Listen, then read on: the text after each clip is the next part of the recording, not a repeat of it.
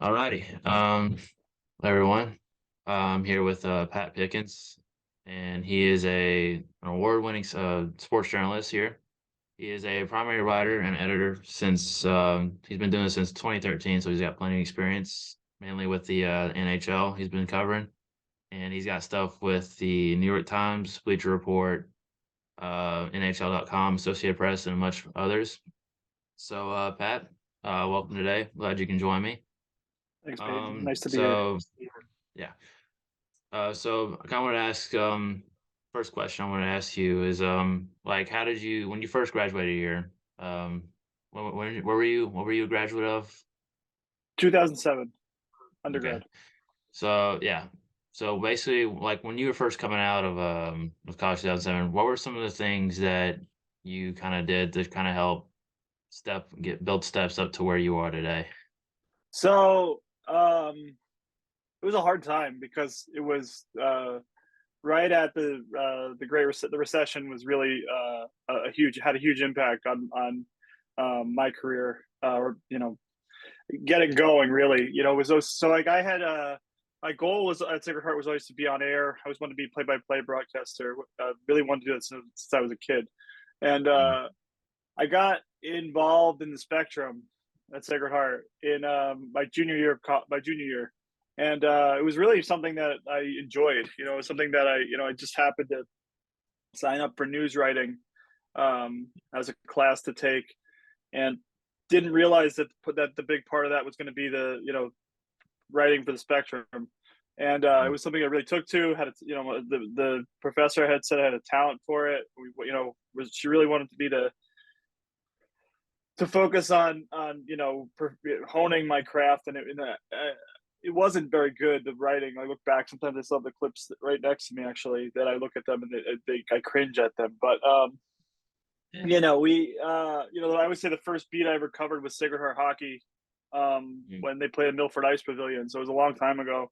But yeah, so it was something that that I sort of I never knew how to get to the broadcast stuff, and the writing I again had developed a talent for, and wasn't interested in, and sort of figured, I'd seen PTI, pardon the interruption, was sort of had been on the air for about 5 years, and I figured at some point, if I wanted to get into broadcast, I could transition from writing to broadcast, but the writing was going to be important in that. So really went all in the writing, and got out of college, and writing jobs were disappearing, yeah. especially newspapers, the transition from newspapers to online. And it was tough. But I Yeah. think the thing that I always say about this career is, it was something that I always refer to it as a vocation. It was like as a calling. It's not a career for me. It's just something that people would ask, well, what if you did this instead, or what if you did that instead? It was like I couldn't ever think about anything other than, well, being in sports and being in sports media, because that was all I ever wanted to do. And Yeah. I can't even imagine doing anything else or being in anything else. Um, Even though it has its own trials, like talk about the recession, and I was an entry level job for 5 years, and I didn't, it wasn't what I wanted, it wasn't what I had planned, but it sort of set me up for what ultimately happened. So I think that the biggest and most important thing for me was just having that belief in myself, and knowing that there was going to be more. I just had to. It was going to come in time, and as long as I kept working for it, more was going to come. Yeah. And to kind of build off of that, you being a big hockey guy, obviously reporting on hockey Yeah, for the majority of your career. yeah, You wrote a book on yep. the Whalers, that an old NHL team over here in Connecticut. Kind of just explain the reason behind you writing that book and what kind of made you think you wanted to do that. So it's funny because I never went to a Whalers game. I never saw them in person. I think it was, almost, I was 11 years old when they moved. So there's a lot that went into it. It took me 10 years from start to finish. Started in 2011, came out in 2021. And Mm, again, a lot of real twists and turns, and trials and tribulations with that project. But I think the thing with the Whalers that really jumped me, there was a lot of things. Like I said, I grew up a Devils fan in New Jersey. There was this evolution in sports in the 90s where markets were being figured out and TV was being figured out and arenas were being figured out. And really the business side of sports was becoming more prevalent. And so the Devils were in the crosshairs of some of that, where they were on the verge of potentially moving to Nashville in 1995. And what happened was they won the Stanley Cup, and they sort of averted that move because there was public will and perception. The will became, we can't let this championship team move now. Like on the heels, there would be, the league sort of realized it, and the state sort of realized it, and they all sort of came together and so and made a deal and the team's still there. But 2 years later, I mean, the team in Quebec moved to Colorado the same year, 95. The Winnipeg team moved to Arizona in 96. And then Hartford relocated to Carolina in 1997. And I think what, from my perspective, was, I knew what it was like to have my team in the thick of potentially moving, but my team got spared, and what about the people whose team didn't get spared? And so it was the start of that. And then I was in Connecticut. I was in college, in Fairfield, when the Hurricanes won the Stanley Cup in 2006. So I was aware of that, and it was like, okay, so this team had relocated from Connecticut to Carolina. So that was the whole premise of the book, or the whole, like, the prologue of the book is imagining the Stanley Cup parade in Hartford. And that was born out of that moment where I was in Connecticut and the Hurricanes had won the Cup in Carolina. And then it was, I got out of college. I talking about that entry level job in Fairfield, and I saw how prominent the logo was. And it was really a matter of, like, the hats and the sweatshirts and the jerseys and stuff were just coming back with Mitchell and Ness, and it was everywhere. And the team at that point had been out of town been gone for 15 years. And it was the logo, and it was more prominent than ever. And, from talking to people, they said that it was more prominent than when the team was there. So, so it became, it was fascinating to me. And then I was really at a crossroads of my career with the recession, and I knew I needed to do something to network, and I knew I needed to do something bigger, to sort of network and differentiate myself. Otherwise, I felt like I was going to be stuck in the role I was in forever. And I started working on the book. Really as a way to network and, again, build a network in hockey. And then it sort of just took I became this incredible story that I saw, and now we're in the process of developing into a documentary film that we're planning on releasing in 2024, and I would say fall 2024. So it was something that I had to take the time to do right, because I started with a blank slate, and I'm glad I got to do it. But it was a 10-year road with a lot of twists and turns, and a lot of learning and developing, and the story changed a few times, but really positive experience, I would say.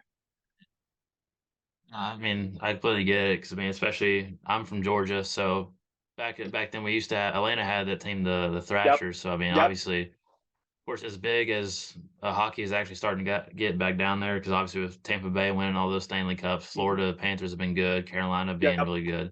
It's starting to Yeah. grow, and you're starting to see a little bit more of more of a resurgence wanting that team back in Atlanta. So I Yeah. mean, I'm sure something the same thing up here, and they're probably hoping to get something good going down here at some point. For And sure. Yep. one last thing I wanted to ask you, Mhm. since where you at now, and since being at Sacred Heart, what is something you would try to tell kids that are graduating this year, like me, to try and help get their foot in the door and start building those steps up to where you are now? Yeah. I've been writing for a website called The Game Day since 2021. So it's been, it's a sports betting media site, and it's been fun. It's the betting is, I think, the future of sports, and because it's everywhere. And I think it's cool to be on.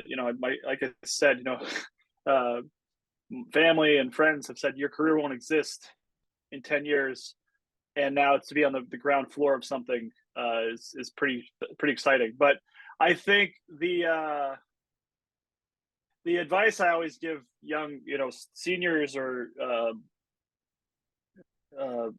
graduate students who are coming out, or people who want to get in media, is there's a lot of advice to give, but it's one of those things that make sure you love this. Like I said, I always viewed it as a calling. It's something more than a career, because if you don't love it, you're not going to want to do it. You're not going to want to work on Thanksgiving covering a high school football game. You're not going to want to work New Year's Eve night, doing, covering a game, or producing content, or editing a story or writing a story. There's a lot of sacrifices socially, a lot of sacrifices financially. It's not an easy way to live, but it's extreme. When you walk into Madison Square Garden and cover a Knicks game or a Rangers game, or you walk into Yankee Stadium and cover a game, Mhm. it all feels, or a huge, or playoff games, or if and you're there, writing for outlets, like I said, for me, I've gotten to cover the Knicks for AP and the Rangers for the New York Times, and uh, USA Today, covering stories for. And so, I mean, it's it all feels worth it when you get to do some of those things, and when you get to cover some of those things, when you get in the building for some of those things. So it's and if you love it enough, you'll do what it takes to continue to grow in it. I feel like, but also be sure to, this industry is based on people who are helpful and then pay it forward. So, like, everybody who's ever been helpful for me, whether it's building connections, whether it's network, again, people with the book who shared their time, hours of interviewing, or, for what have you, uh, basically on the understanding that, like, just pay it forward. So it's one of those things that I love, having that as sort of because it's a tough industry, and it's a tough, it doesn't seem to be getting easier, with the media landscape and the TV landscape, and regional TV is getting bad, and but there are still spots for writing, there's still spots for TV, and there's still, just do, if you, again, make sure you love it, and then you'll do whatever it takes to get in it and stay in it, is how I sort of view it. Absolutely. Thank you for joining me, trying to give your Yep, expertise on some of this good stuff to help some sure. kids try to get into wherever they want. But appreciate it, and it was nice talking to you. Nice talking to you too.